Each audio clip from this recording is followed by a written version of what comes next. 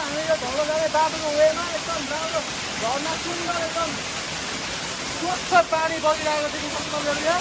अनि नौलो छेउमा नौलो मन लागिरहेको तपाईँलाई झरा देखेर नौलोमा पुरा गाउँमा जिजु खोला जुवाइन्छ। एकचोटि त्यहाँको पानी खाएर देखाइ न एकचोटि जाडो भयो होइन यहाँको पानी खाएर देखाइ न एकचोटि पानी त खाने युक्त एकदम राम्रो स्वच्छ पानी बगिरहेको छ यहाँबाट।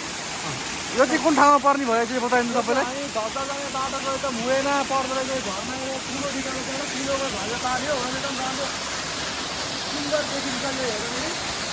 र फेरि